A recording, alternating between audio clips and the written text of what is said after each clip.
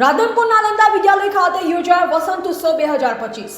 પાટણ જિલ્લાના રાધનપુર ખાતે નાલંદા વિદ્યાલયમાં શૈક્ષણિક કાર્યની સાથે બાળકોના સર્વાંગી વિકાસ માટે વિવિધ પ્રકારની સહઅભ્યાસિક પ્રવૃત્તિઓના પરિણામ સ્વરૂપ શાળાનો વાર્ષિક ઉત્સવ વસંત ઉત્સવ ઉજવાયો, જ્યાં વસંત ઉત્સવ કાર્યક્રમ, દંડિયામ, શિલ્ડ વિતરણ તેમજ સાંસ્કૃતિક કાર્યક્રમ અને વાર્ષિક અંક પરિણામ વિમોચન પ્રસંગે ઉપસ્થિત રહી વિદ્યાર્થીઓને ઉત્સાહ અને પ્રોત્સાહન આપવા કાર્યક્રમના અધ્યક્ષ પરબતભાઈ ચૌધરી, પ્રમુખ વિવેકાનંદ વિકાસ મંડળ રાધનપુર સહિત મુખ્ય મહેમાન તરીકે રાધનપુરના ધારાસભ્ય લવિંગજી સોલંકી ઉપસ્થિત રહ્યા તેમજ વિશેષ મહાનુભાવો દ્વારા વિદ્યાર્થીઓનું સન્માન અને શિલ્ડ આપી પ્રોત્સાહિત કરવામાં આવ્યા હતા। વિદ્યાલય દ્વારા દર વર્ષે આપણે વાર્ષિકોત્સવ કરીએ છીએ। આ વર્ષના વાર્ષિકોત્સવનું નામ હતું વસંતોત્સવ।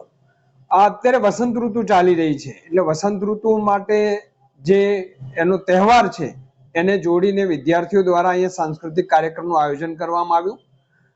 આજે ત્રિવિધ કાર્યક્રમ હતો એટલે વિદ્યાર્થીઓનો સાંસ્કૃતિક કાર્યક્રમ હતો, એની સાથે જે વિદ્યાર્થીઓ વર્ષભર અલગ અલગ ક્ષેત્રમાં નામના રોશન કરે છે, ખાસ કરીને અહીંયા નાલંદામાં કલા, સાહિત્ય, શિક્ષણ, રમત ગમત, આની અંદર જિલ્લામાં તો ખરું જ પણ રાજ્યમાં વિદ્યાર્થીઓ ભાગ લે છે એટલે જિલ્લામાં પહેલો, બીજો, ત્રીજો નંબર નાલંદાના જ વિદ્યાર્થીઓ હોય છે।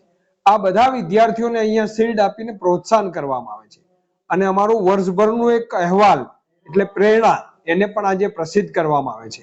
આજે સ્કૂલના 50%થી પણ વધારે વિદ્યાર્થીઓએ મંચ ઉપર આવી અને પોતાની કલા અને પોતાના કૌશલ્યનું પ્રદર્શન કર્યું।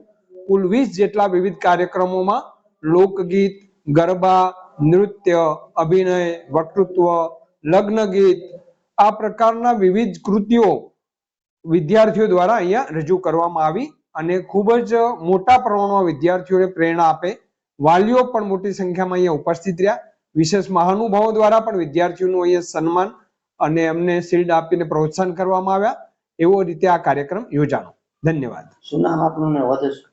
હું રમેશભાઈ ચૌધરી, અહીંયા સ્કૂલમાં આચાર્ય છું।